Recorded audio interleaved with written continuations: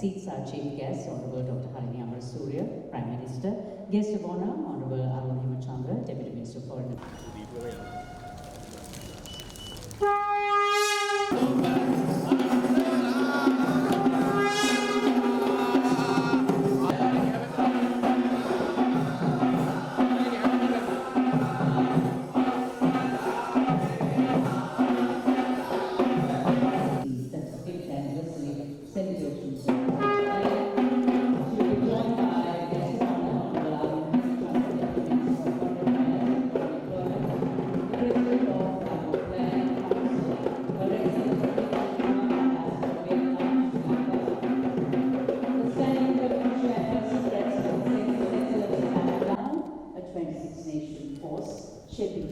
That also administered related challenges jeopardizing the member countries' realization and implementation program with over half a century. Colombo Plan Secretariat, since the organization is... We were able to get the swept into the excitement of its creation.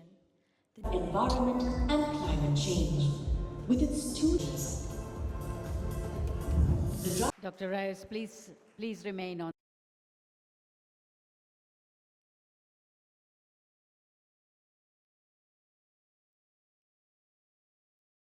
Democratic Socialist Republic of Sri Lanka.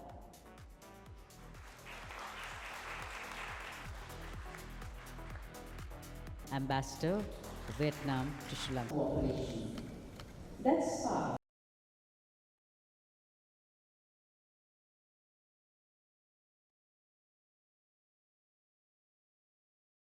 Chulamani Chatswan.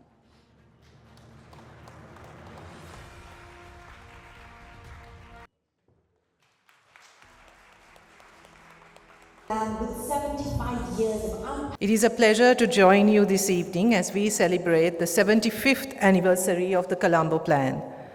At the outset, I wish to thank the Colombo Plan Secretariat for bringing us together to mark this important milestone. 75 years ago, the Colombo Plan was established at a time when many countries in Asia were either newly independent or on the path to independence, confronting the immense tasks of reconstruction, institution building, and economic development. Sri Lanka remains deeply honored that this institution bears the name of Colombo and that our country continues to host its secretariat. For Sri Lanka, the Colombo Plan is more than an historic institution. It is closely linked to our national development story. In the years following independence, Sri Lanka, like many countries in the region, faced the challenge of translating political sovereignty into economic progress and social advancement. In this context, the Colombo Plan played a significant role in strengthening Sri Lanka's physical and institutional connectivity. This laid an important foundation for long-term growth.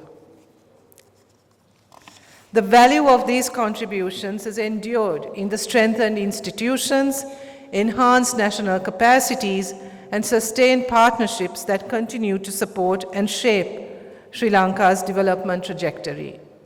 Today, as Sri Lanka pursues digital transformation, sustainable transport systems, and resilient logistics networks, the early investments under Colombo Plan in areas such as mobility, irrigation, agriculture, and energy remain an important part of our development foundation. Among its many initiatives, I wish to particularly acknowledge the Drug Advisory Program. As we all know, drug abuse continues to pose a serious challenge across our region, especially among young people. It affects public health, families, communities, and social stability. The government of Sri Lanka, under the leadership of His Excellency the President, has prioritized tackling this issue. We appreciate the Colombo Plan's contribution in supporting Sri Lanka and other member states in addressing this huge challenge. Excellencies, the world we live in today is very different from that of 1951.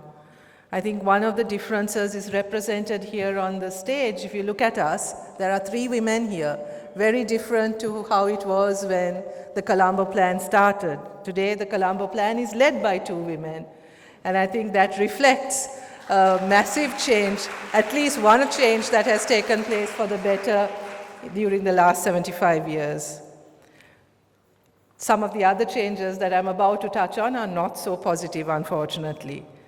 Rapid technological change, climate-related challenges, economic uncertainty, and evolving geopolitical dynamics are reshaping the development landscape. These changes bring new opportunities, but also more complex challenges for all of our societies. At a time when multilateralism itself is under pressure globally, regional organizations such as the Colombo Plan continue to play an important role. Their strength lies not only in their history and achievements, but also in their ability to respond to the changing needs and priorities of their member states. At the same time, we must recognize that member states have different needs and different levels of development. This calls for more flexible and targeted approaches so that we can respond more effectively to these varied priorities. It is therefore important that the Colombo Plan continues to evolve in a way that responds clearly and effectively to today's realities. Equally important is visibility. Institutions such as the Colombo Plan, which have made meaningful contributions to member states over many decades, should not remain unseen. Their work needs greater visibility and recognition. It is important that these efforts are communicated more widely, especially to younger generations, so that they can better understand the value of international cooperation and the role it plays in addressing global challenges. In this regard, I wish to commend the recent inter-university debate program organized by the Colombo Plan, which I also had the opportunity to witness. Well, not the debates, but the final part of it. It is a good example of how awareness can be effectively built among young people. From all that I heard, it was a vigorous and very enthusiastic event, and there were very good participants. I also believe that there is an opportunity for the Colombo Plan to further deepen cooperation in the field of education and human capital development, where it has strong experience and expertise. Such efforts will have a lasting impact across generations. We remain confident that the Colombo Plan will continue to serve as a credible, adaptive, and forward-looking platform for cooperation, evolving with its members and supporting shared progress in the years ahead. Before I conclude, I wish to express my sincere appreciation to all donor countries that have supported Sri Lanka and other member states under the Colombo Plan framework over the past 75 years. I also extend my sincere appreciation to the outgoing Secretary General for his dedicated leadership during a challenging period for the organization. At the same time, I wish to extend my warm congratulations and best wishes to the incoming Secretary General, Ms. Chulamani Charthusavan. We look forward to working closely with you as the Colombo Plan enters its next chapter, and we hope that you will be as happy here in Sri Lanka as your predecessor was. Finally, I extend my congratulations to all member states, partners, donors, and friends of the Colombo Plan who have contributed to its success over the years. Sri Lanka looks forward to continuing to work with all of you in strengthening the Colombo Plan and advancing our shared goals of cooperation, development, and progress. Thank you very much, and I wish all of you a very pleasant evening.